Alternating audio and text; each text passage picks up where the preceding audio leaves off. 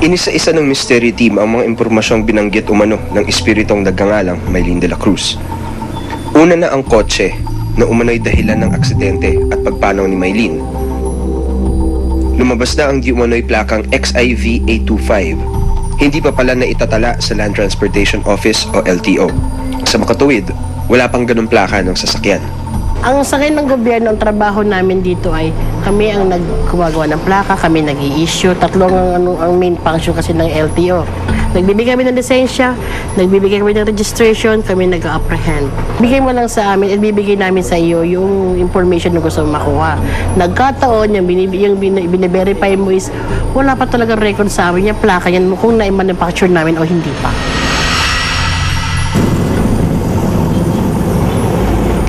Sunod naming sinuri ang talaan ng mga aksidenteng naganap noong January 5, 2011 sa kahabaan ng Commonwealth Avenue.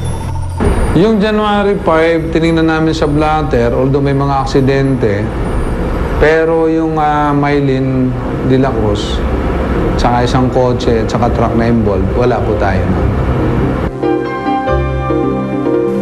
Pero pagdating sa records ng birth certificate, Yun, may nakita tayong birth certificate na nasa pangalang Mylene de la Cruz na ipinanganak noong May 8, 1983 sa San Isidro, Nueva Ecija. So, positive tayo na meron talagang taong Mylene de la Cruz. bagaman ang sinasabi ni Joy na Mylene ay nakatira raw sa Quezon City at nagtatrabaho di umano bilang sekretarya sa San Juan. Minabuti pa rin naming puntahan ang Mylene de la Cruz na nakarehistro sa NSO. Natakot ako. Nung sinabi niya sa akin na gano'n, 3 gabi na akong di nakakatulog ngayon. Iniintindi ko. Sabi ko, paano mangyayari yun? Buhay na buhay pa ako. Sabi kong gano'n. Nagtitinda pa ako. Paano akong mamamatay? Marami ka akong Mylene na hindi lang ako. Kaya lang ang nagtataka, bakit naman pati birthday ko yung gano'n? Sumakto, no? Oo, sumakto pati yung 1983, gano'n. Masasabi ko lang dun sa bata, buhay na buhay pa ako. Siguro hindi lang ako yung Mylene na nakikita niya. Baka may Mylene na ibang nagpapakita sa kanya.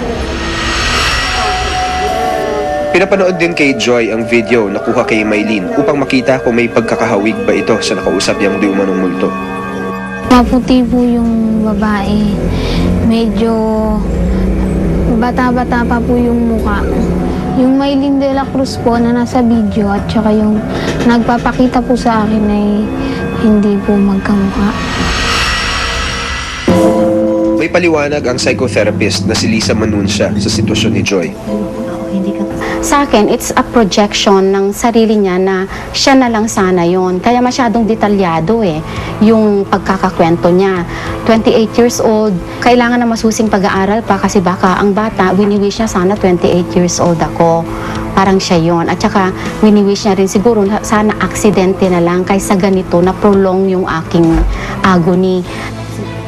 Isa rin marahil na salarin sa mga nararanasan ngayon ni Joy ang kanya raw mismong karamdaman. Itong mga psychological symptom ng hallucination, no?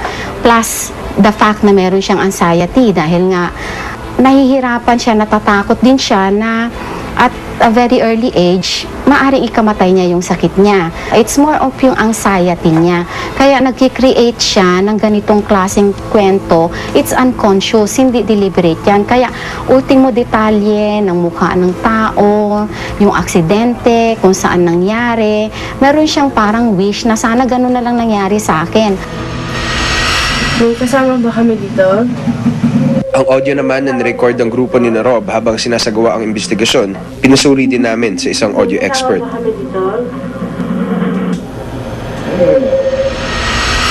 May kasama ba kami dito?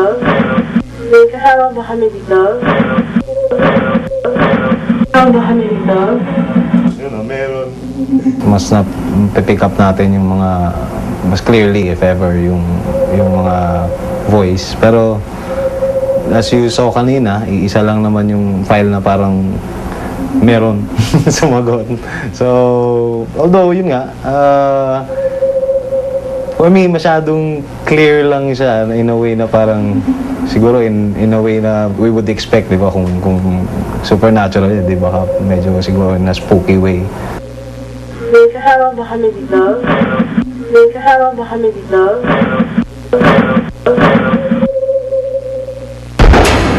May mga bagay at pangyayari na sadyang hindi may paliwanag. Dito na sila namatay. Dito na rin sila magmumulto. Buksan ang mga mata.